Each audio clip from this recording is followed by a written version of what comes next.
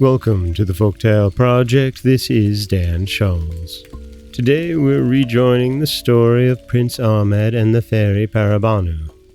And we left off with the prince having returned to visit his father, the Sultan, and the Sultan growing very distrustful of his son, the prince, and sending a magician to follow him and find out his secrets. The magician trailed Prince Ahmed and then lost him as he disappeared into Paribanou's home. And now we'll catch up with the story of Prince Ahmed and the Fairy Paribanou.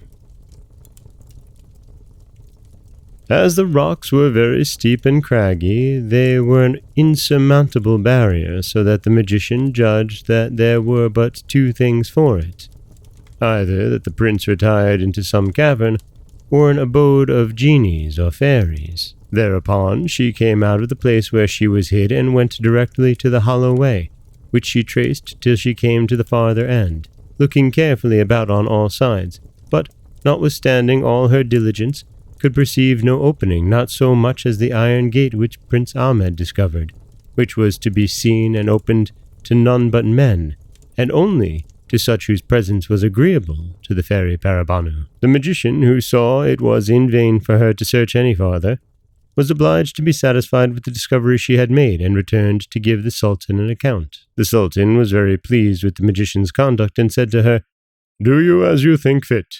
I'll wait patiently the event of your promises," and to encourage her, made her a present of a diamond of great value.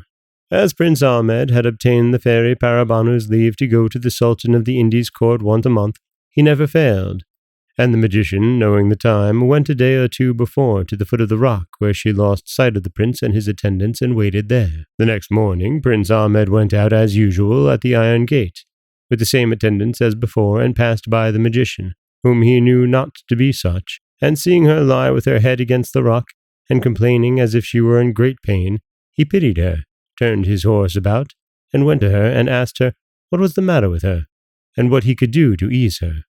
The artful sorceress looked at the prince in a pitiful manner, without ever lifting up her head, and answered in broken words and sighs, as if she could hardly fetch her breath, that she was going to the capital city, but on the way thither she was taken with so violent a fever that her strength failed her, and she was forced to lie down where he saw her, far from any habitation, and without any hopes of assistance.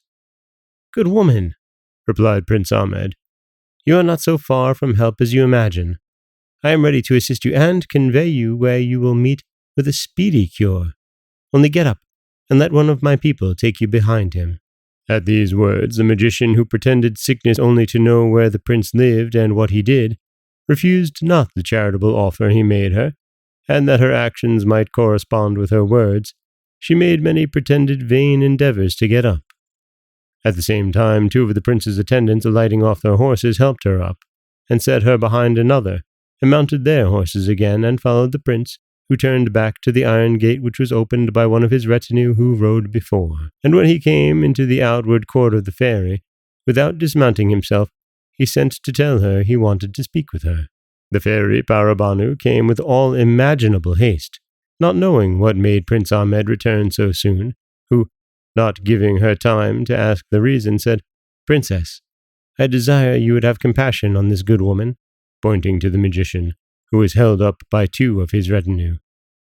"I found her in the condition you see her in, and promised her the assistance she stands in need of, and am persuaded that you, out of your own goodness, as well as upon my entreaty, will not abandon her."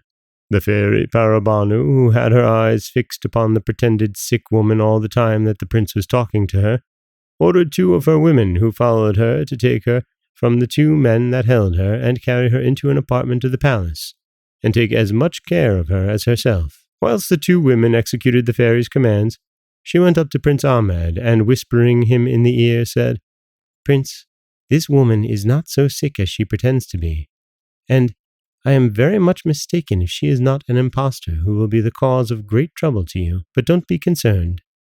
Let what will be devised against you be persuaded that I will deliver you out of all the snares that shall be laid for you. Go and pursue your journey, This discourse of the fairies did not in the least frighten Prince Ahmed. "My princess," said he, "as I do not remember I ever did nor designed anybody any injury, I cannot believe anybody can have a thought of doing one to me. But if they have, I shall not nevertheless forbear doing good whenever I have an opportunity." Then he went back to his father's palace.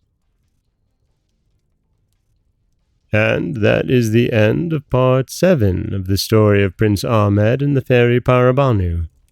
And in our next episode, we'll see if the fairy discovers the truth about the magician. This is Dan Scholz for the Folktale Project. Don't forget that you can subscribe to the podcast on Apple Podcasts, Spotify, anywhere that you like to get your podcasts. You can follow us on Instagram and Threads at Folktale Project. If you'd like to help support the project, you can head over to patreon.com/folktaleproject. Or you could always just share the stories with someone you love. I do appreciate that. As always, thank you so much for listening.